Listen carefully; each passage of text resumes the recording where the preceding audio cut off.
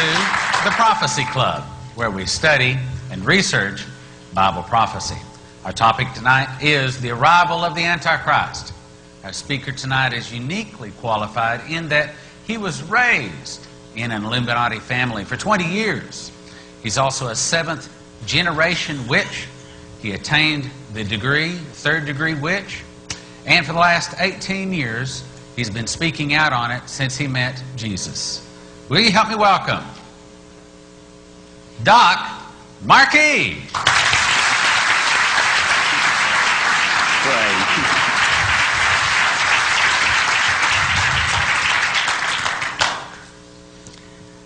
As usual, the one thing I'm praying for is that I'm able to put all this material in the time that I've been allotted.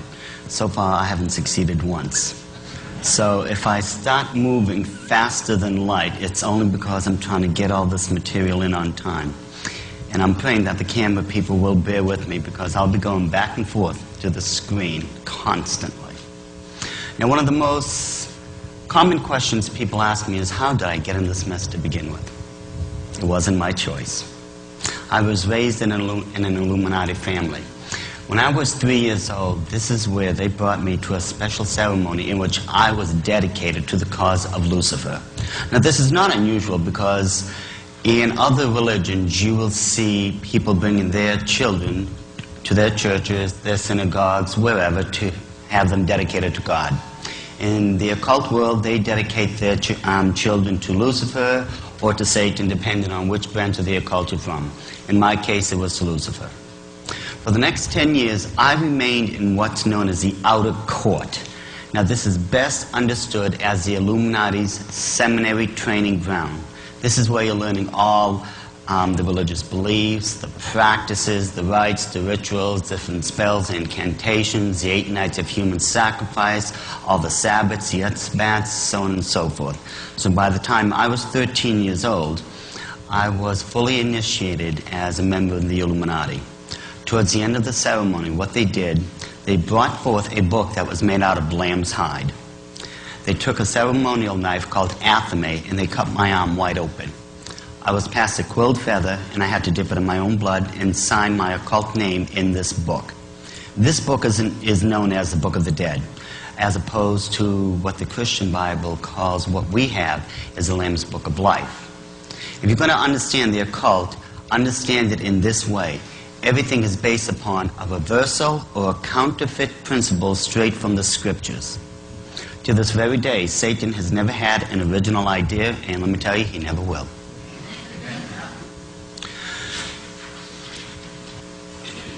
I'm allergic to podiums.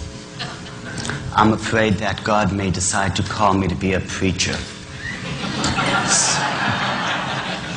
So I stay as far away from them as possible, and in this case, when I have to stand behind them, I will stray as much as possible. So for the next 4 years, I was learning the ins and outs of the Illuminati, just like anyone else in there. Except in my case, I also had 169 years worth of family history that I was also learning. So by the time I was 17, this is when I was initiated as a third-level witch. Generically speaking, it's known as a master witch, or what's properly known as a high druid priest. This gave me automatic authority over a region. Now, a region is the governing area in which an Illuminati has full authority over. In this particular region, we had over 1,000 Illuminists within it. A year later, under orders from my bosses, and I'm going to tell you right now, I was under orders. This was not my decision. I joined the United States Army. There was an ongoing plan since the mid-60s in which the Illuminati were infiltrating military bases throughout the world. The reason they were doing this is because they wanted to gain access and control over all the forts throughout the world. Now, if you can gain access, of course, to these soldiers, let's say you set up a coven at a particular base. You recruit the people from communications, from supply, wherever. If these people are in, and they're one of you, well, because they're one of you, you have access to what they have access to. And we're talking about some very high-level secrets now. But because they were one of us, they would just bring all this stuff over to us upon demand. Now, when I was in Fort Lewis, Washington, this is where I first started my first coven, if you would. This was Fort Lewis, Washington. About 2 weeks after I got there, I had easily 20 people already recruited.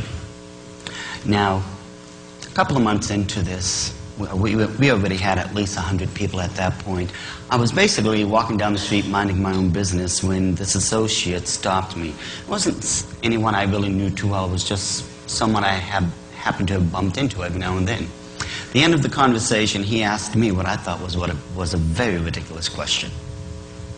Would you like to go to church with me on Sunday? Now remember, this person was an Illuminati witch. We practice the rites of human sacrifice 8 times a year. We stay in constant communication with demons. And he asked me, would I like to go to church with him on Sunday? Well, I can't repeat exactly what I said because of decency, but back then you can only imagine the way I said no. But I have to tell you, ladies and gentlemen, the truth is for the next 3 years, it was hell on earth. Because no matter where I went, no matter how far I went, and I went far, some born-again Christian had my name. I mean, they were falling out of trees, they were jumping out of bushes, and I know I saw a couple jump out of a couple of vehicles once, and they were moving. And it was non-stop. It was like this for 3 years. I mean, it was eventually to where I was getting paranoid. I was looking on, over my back, in the mirror, seeing if someone put up one of those funny signs, get this person saved, he's a witch. And because of time, I'm going to abbreviate this, but at the end of those 3 very long years, I saw what I was doing in light of what the Christians were telling me. So on April 15th, 1979, which happened to have been Resurrection Sunday then, I walked into a Christian church and I admitted I was a sold-out slave of Satan. But God be praised. For almost 18 years, I've been a born-again child of the King.